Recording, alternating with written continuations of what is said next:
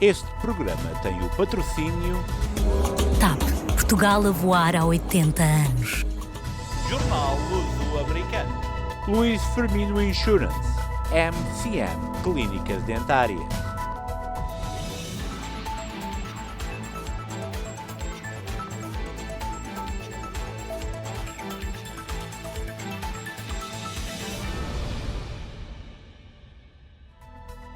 Deputadas latinas apresentam uma ambiciosa proposta bipartidária de reforma migratória.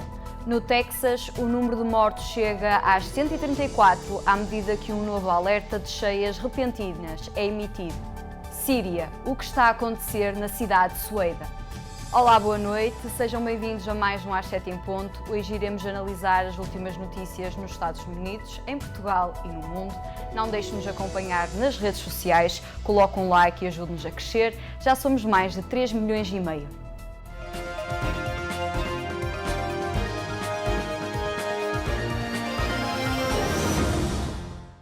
Duas deputadas latinas apresentaram uma ambiciosa proposta bipartidária de reforma migratória. As representantes Maria Elvira Salazar e Verónica Escobar procuram, ao mesmo tempo, deter o fluxo de imigração ilegal e oferecer uma solução digna para os indocumentados.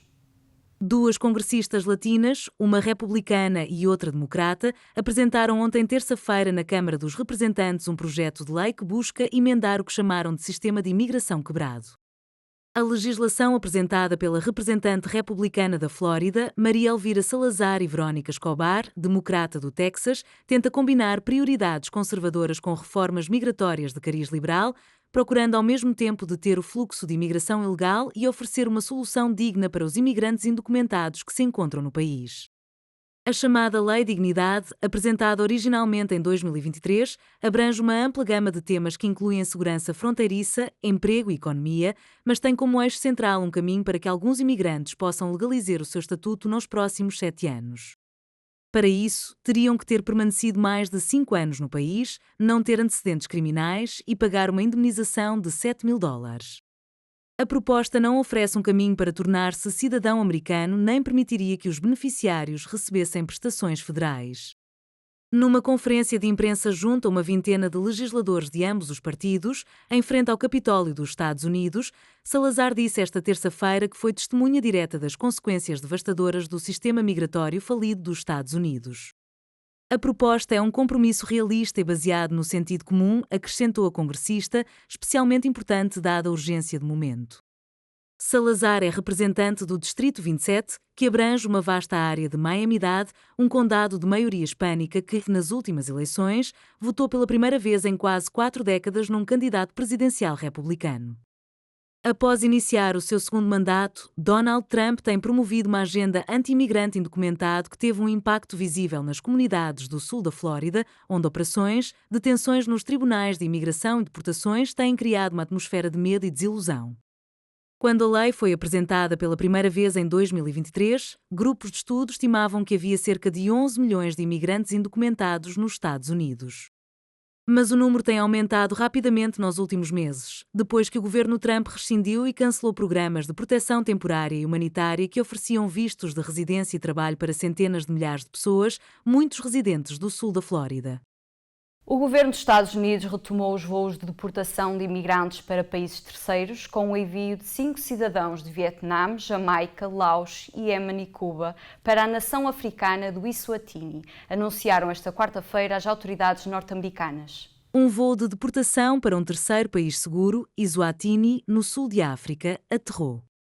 Este voo transportava indivíduos tão excepcionalmente perigosos que os seus países de origem se recusaram a aceitá-los de volta, disse a porta-voz do Departamento de Segurança Interna dos Estados Unidos, Tricia McLaughlin, na rede social X.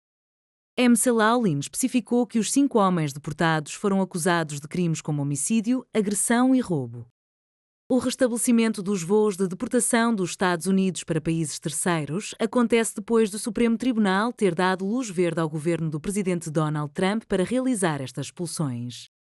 A mais alta instância judicial dos Estados Unidos anulou a ordem de um juiz federal que suspendia a deportação de 8 imigrantes para o Sudão do Sul, incluindo 2 cubanos e um mexicano.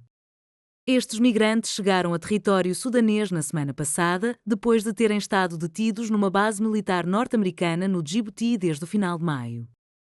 Desde que regressou à Casa Branca, em janeiro passado, Trump tem impulsionado e autorizado expulsões de imigrantes para países como El Salvador, Sudão e agora Eswatini, no âmbito da sua campanha de deportações em grande escala, uma das suas promessas eleitorais.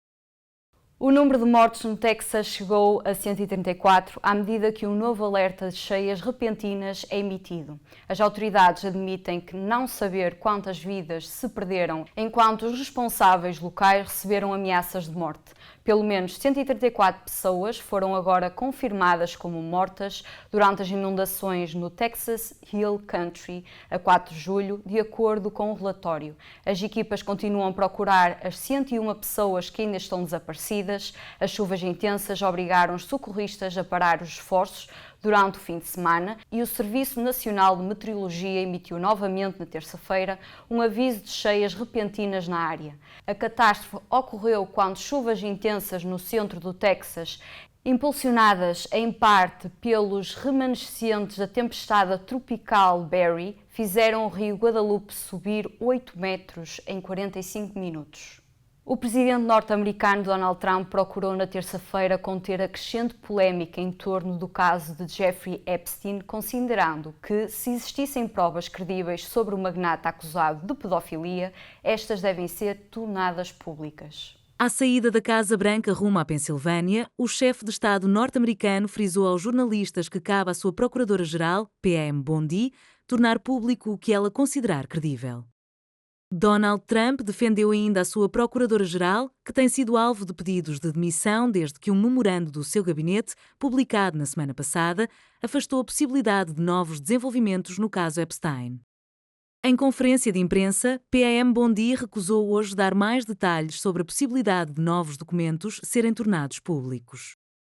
Como sinal da crescente pressão sobre Donald Trump e a sua administração, o presidente republicano da Câmara, Mike Johnson, apelou à divulgação do ficheiro, afirmando ser a favor da transparência. Devemos colocar tudo em cima da mesa e deixar o povo decidir, defendeu o republicano numa entrevista ao conservador Benny Johnson. A morte de Jeffrey Epstein, encontrado enforcado na sua cela em Nova Iorque em 2019 antes de ser julgado, alimentou inúmeras teorias da conspiração de que teria sido assassinado para evitar revelações sobre figuras de alto perfil suspeitas de crimes sexuais contra crianças. Figuras próximas do movimento MAGA Make America Great Again, o principal slogan de Trump, têm feito campanha há vários anos para exigir a divulgação de documentos alegadamente retidos pelo governo. O plano de envio de armas à Ucrânia anunciado por Donald Trump está a provar dúvidas sobre custos, prazos e quais equipamentos serão entregues. A Eslováquia bloqueou esta terça-feira um novo pacote de sanções à Rússia, apesar da disposição de alguns países europeus em comprar armas norte-americanas para a Ucrânia, com Kiev e aliados a esperarem pelos pormenores do plano anunciado por Donald Trump, os 27 não obtiveram consenso sobre um novo pacote de sanções à Rússia. Enquanto Moscou disse que precisa de tempo para responder ao ultimato de 50 dias do presidente dos Estados Unidos, os média noticiaram que Vladimir Putin não deverá mudar o rumo no conflito. O plano de que os europeus comprariam armas dos Estados Unidos para a Ucrânia está a gerar dúvidas relativamente à sua implementação. De concreto, Trump divulgou que serão entregues 17 Patriots, um sistema de defesa de mísseis terra-ar. Mas os ucranianos não sabem o que o líder da Casa Branca quis dizer com tal declaração. O vice-presidente J.D. Vance proferiu 2 votos decisivos de desempate no Senado na terça-feira para avançar com um pacote de cortes de gastos de 9,4 bilhões de dólares apoiado pelo presidente Donald Trump. A medida, que tem como objetivo recuperar financiamento federal de uma série de programas, incluindo a Agência dos Estados Unidos para o Desenvolvimento Internacional e as emissoras públicas NPR e PBS, está agora a caminho de um debate prolongado no plenário. A votação no Senado ficou em empate de 50 a 52 vezes em votos processuais para iniciar o debate sobre o controverso projeto de lei. Em ambas as situações, Vance interveio para desempatar e avançar a medida. O pacote aprovado pela Câmara dos Representantes no mês passado vai eliminar aproximadamente 8,3 mil milhões de dólares da USAID e 1,1 mil milhões de dólares da Corporação para a Radiodifusão Pública. 3 senadores republicanos, Mitch McConnell do Kentucky, Lisa Murkowski do Alasca e Susan Collins do Maine, romperam com o partido e juntaram-se a todos os democratas na oposição à medida. Apesar disso, o restante da bancada republicana unificou-se atrás do impulso de Trump para reduzir os gastos federais, permitindo que a legislação ultrapassasse o seu último obstáculo processual com a ajuda de Vance. Agora, o Senado inicia um longo debate, durante os quais se espera que os democratas se oponham ferozmente ao pacote, criticando pelos cortes profundos na ajuda externa e no financiamento da radiodifusão pública. Os republicanos provavelmente manterão a firmeza, promovendo o projeto como uma medida necessária para conter os gastos. Após o debate, o Senado irá entrar num chamado voto à rama, onde os legisladores podem apresentar emendas. Entre as alterações esperadas está uma emenda apoiada pelo GOP para preservar cerca de 400 milhões de dólares em financiamento para o Plano de Emergência do Presidente para o Alívio da AIDS, um programa da era Bush destinado a combater o HIV/AIDS a nível mundial. Os investigadores ainda estão a trabalhar para identificar a causa do incêndio na casa de assistência Gabriel House, que ocorreu a 13 de julho e que matou 9 pessoas, o incêndio mais mortal em Massachusetts desde 1984. O gabinete do Procurador de Justiça do Condado de Bristol, que está entre os que estão a investigar o incêndio e as mortes, divulgou os nomes de 8 vítimas. A nossa equipa de reportagem falou com o legislador estatal Tony Cabral. Como é que as autoridades estatais estão a acompanhar o que aconteceu em Fall River, nomeadamente este incêndio catastrófico que tirou? Bem, à partida, a governadora do estado, Maura Hill, já visitou, já esteve em Fall River logo no dia a seguir deste incêndio. Também temos o departamento de fogo, assim dizemos, da Fire Marshal, como a gente chama em inglês, que é uma posição estadual, também está em conjunto com o Departamento de Bombeiros em Fall River a analisar, a tentar investigar a situação. Como é que aconteceu, não sabemos ainda, vai levar tempo para saber como é que aconteceu. No entanto, já se fala que o senhorio da propriedade tinha tido problemas já no passado em relação ao próprio edifício, em cumprir com certas regras do edifício. Não sabemos se isso tem alguma coisa a ver com o incêndio, no entanto, temos que esperar pela investigação. Lamentavelmente, portanto, há confirmada um luso-americano, Rui Albernaz. Foi também aventada a possibilidade de haver outra luso-americana, Brenda Andrade, foi o nome que foi dado. Como é que a comunidade portuguesa está a reagir aí? À partida, não só Fall River, mas toda a nossa região, portanto, nós chamamos South Coast, que inclui também New Bedford e todas as vilas vizinhas. Toda a gente está, claro, um bocado triste desta situação. É sempre mau para a comunidade quando se perde um membro da comunidade, não só da comunidade luso-americana, mas também da comunidade em geral, claro. Uma situação destas, pessoas já de uma certa idade que têm mais dificuldades em se movimentarem, em tentar salvar, neste caso. Portanto, não sabemos da causa, mas eu acho que é triste, foi um incêndio horrível e, portanto, temos que esperar para a investigação para analisar a situação, o que é que poderá ser feito diferente. Também o Estado, provavelmente já se fala que o Estado de Massachusetts vai fazer uma revista total em todos estes tipos de edifícios que se chama Assisted Living, não é bem um nursing home, portanto não é um lar. É um lar, mas é um lar em que as pessoas são semi-independentes comparado com outros lares de terceira idade que requer mais atendimento, mais trabalho. Neste caso, as pessoas são mais independentes, podem geralmente ainda fazer a maioria do seu dia-a-dia. Portanto, há 2 tipos de lares, assim dizemos, lares de terceira idade. Mas, no entanto, o Estado vai averiguar, vai analisar todas as situações a nível estadual e, portanto, vai haver uma revisão completa de todos esses tipos de lar de terceira idade para que isto não aconteça no futuro, não é?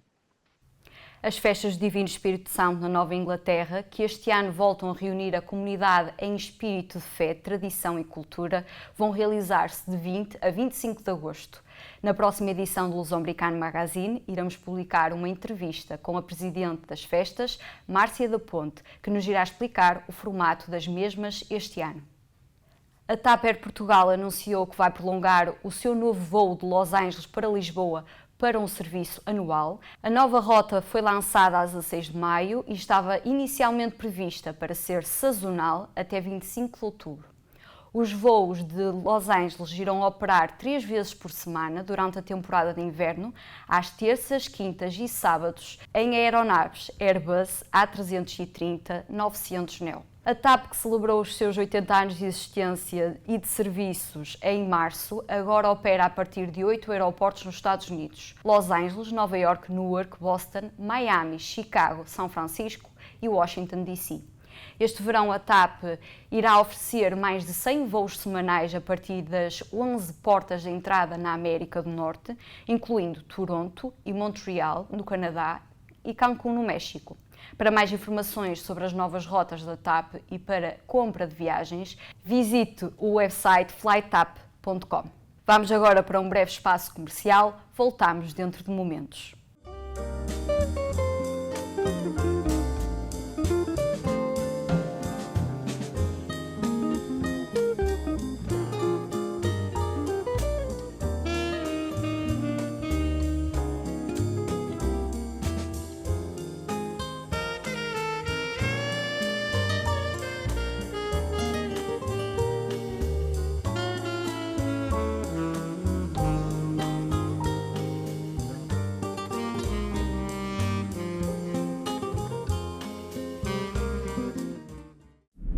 Pouca gente sabe, mas há uma parte de Portugal que não aparece em nenhum mapa.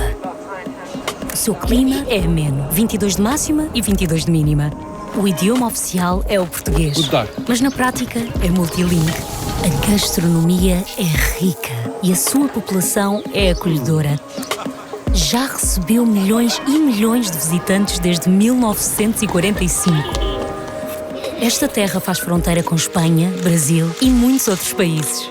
Poucos sabem, mas quando entra no avião da TAP está oficialmente em Portugal. Com a simpatia, disponibilidade, iniciativa e atenção de todos os que fazem de cada voo uma fantástica viagem pelo nosso país. TAP, Portugal a voar há 80 anos. Firmino Insurance. Descansa suas famílias e seus negócios com seguros pessoais e empresariais. Garantir a tranquilidade da sua família é o melhor negócio. Avaliação do tipo de seguro sem qualquer compromisso. Saiba qual a proteção mais adequada para cada tipo de risco. Firmino Insurance.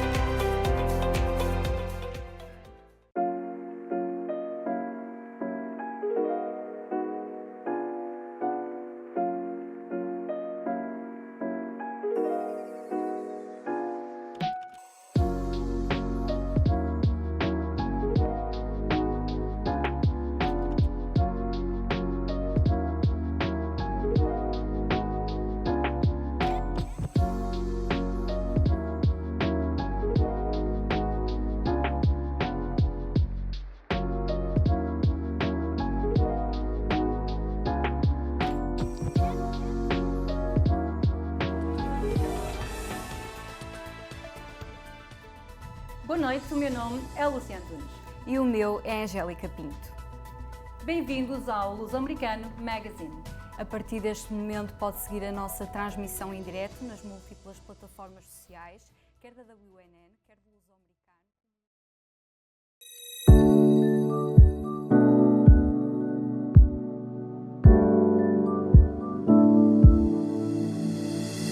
Estamos situados no centro de Braga, mesmo perto da central de caminhonagem. Temos uma equipa multidisciplinar, trabalhamos todas as especialidades clínicas dentro da medicina dentária. O nosso principal foco é a qualidade, por isso é que apostamos em médicos com bastante experiência. Nós temos facilidades de pagamento, portanto somos uma clínica acessível a todas as bolsas. A medicina dentária em Portugal é reconhecida mundialmente e temos a grande vantagem de termos custos muito inferiores àqueles que se praticam lá fora. Estamos a atender bastantes pessoas, damos facilidades em termos de transporte do aeroporto aqui para Braga e tratamos também de hotel para as pessoas que necessitam a preços bastante convidativos. Nós trabalhamos para os pacientes, trabalhamos para a recomendação e gostamos de tratar bem as pessoas.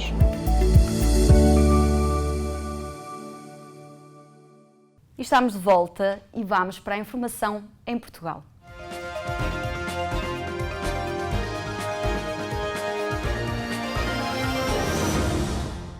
A nossa equipa de reportagem esteve em Ponta Delgada, onde participou na Cimeira das Cidades Irmãs. Um dos entrevistados foi o presidente da Câmara de Horta, Carlos Manuel de Silveira Ferreira, nos Açores. É muito importante, aliás, até porque nós sabemos que os recursos também não são finitos, não são infinitos, aliás, são sempre escassos e, portanto, temos que inovar, ter a capacidade de, por um lado, criar instrumentos para estreitarmos a relação com as nossas comunidades imigrantes e com os territórios para onde essas comunidades se deslocaram e onde foram bem recebidas, na generalidade dos casos, e assumiram também um papel importante e deram um contributo importante para o desenvolvimento desses territórios e continuam a dar esse contributo. É por isso fundamental que nós, estando longe, em alguns casos mais próximos, em outros casos mais longe em termos geográficos desses territórios, consigamos encontrar instrumentos para preservar, valorizar e reforçar essa ligação. Pode ser feito através das nossas instituições, naturalmente, com os apoios públicos, nomeadamente dos municípios, mas também do Governo Regional ou do Governo Central. Poderá e deverá também ser feito através dos próprios autarcas e dos governantes, porque nós temos uma responsabilidade acrescida na preservação desse laço, dessa identidade histórica com esses mesmos territórios, porque se houve uma germinação, um acordo de germinação, é porque há efetivamente essa identidade histórica comum e os autarcas e os governantes têm essa responsabilidade acrescida.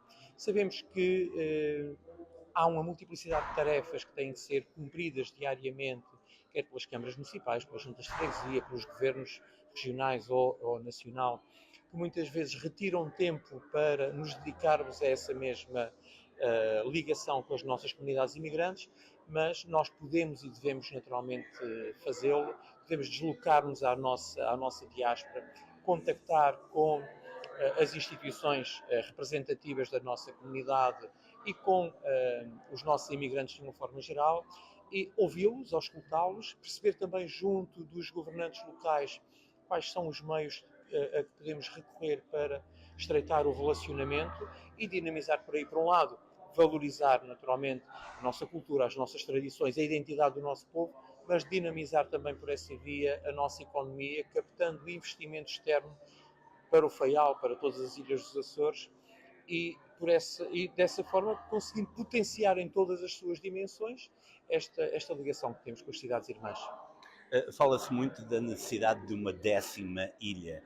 A diáspora açoriana, no seu ponto de vista, tem um papel fundamental que pode criar esse polo de ligação, mas o mais importante, ajudar também a um desenvolvimento contínuo das outras 9 ilhas. É possível? Sim, a diáspora açoriana é a nossa 10ª ilha, de facto, e pode dar esse contributo. Nós, felizmente, temos imigrantes muito bem-sucedidos, pessoas que trabalharam muito e que construíram negócios de grande valor, que podem e devem também investir nas 9 ilhas dos Açores e, por essa via, contribuir para o nosso desenvolvimento.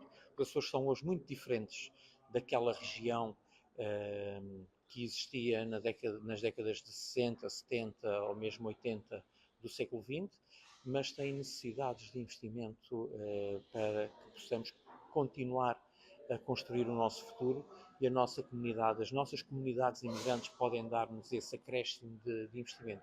Para isso temos naturalmente também que ter iniciativa do lado de cada, portanto, das 9 ilhas dos Açores e propor talvez até oportunidades de negócio concretas previamente desenhadas aos investidores da nossa diáspora para que possam investir nas nossas ilhas, possam por essa via contribuir para a nossa qualidade de vida, para a geração de emprego e para o futuro das suas ilhas ou das ilhas onde nasceram os seus pais ou os seus avós.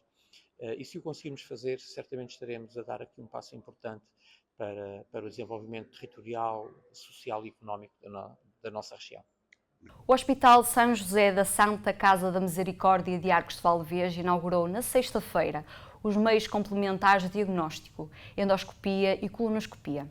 O serviço será prestado em regime convencionado com o Serviço Nacional de Saúde e a ADSE. De acordo com a autarquia, este novo serviço representa um importante avanço na área da saúde para as populações de Arcos de Valdevez e Ponte da Barca, que passam a dispor de cuidados médicos com maior proximidade, acessibilidade e qualidade.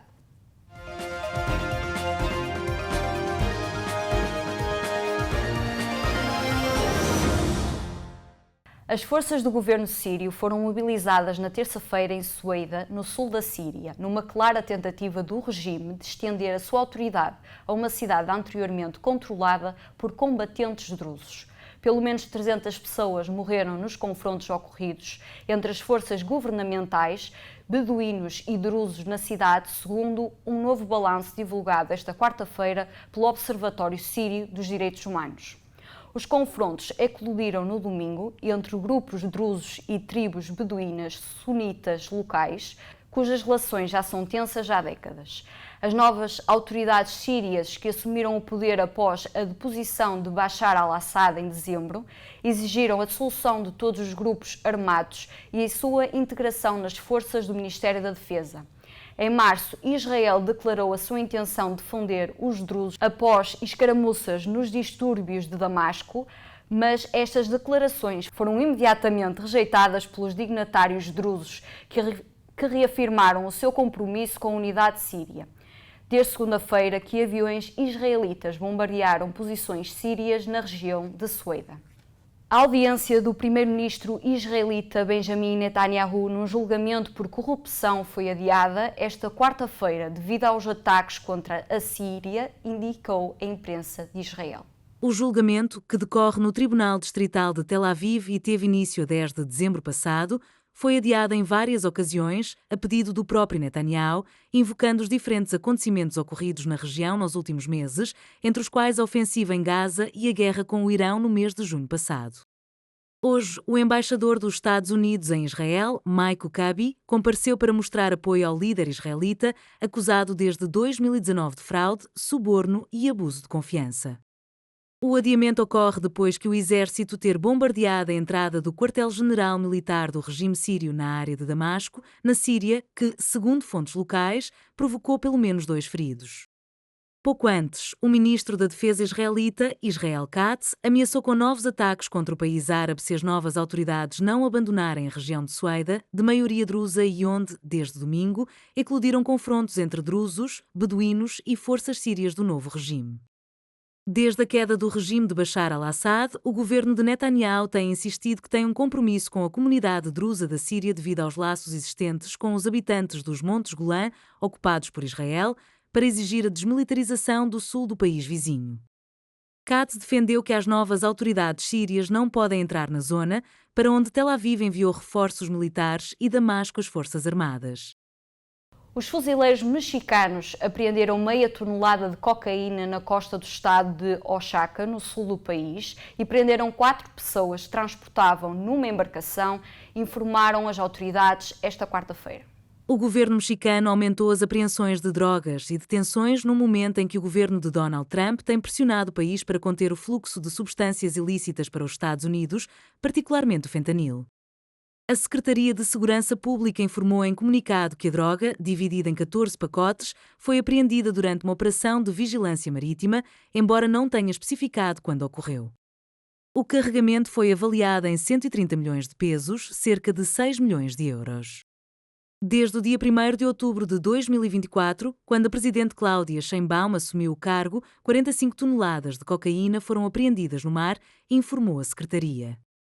Em 12 de julho, Trump ameaçou impor tarifas de 30% ao México a partir de dia 1 de agosto, alegando que o país não conseguiu impedir os cartéis de tentar transformar toda a América do Norte num playground do tráfico de drogas.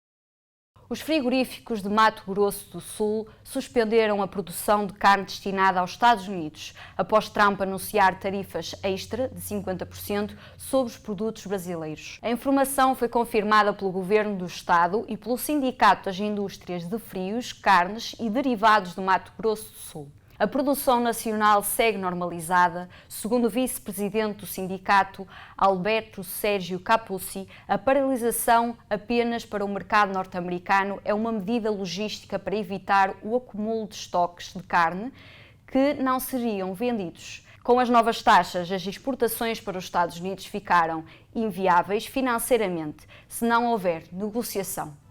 Obrigada mais uma vez por ter estado na nossa companhia. Boa noite.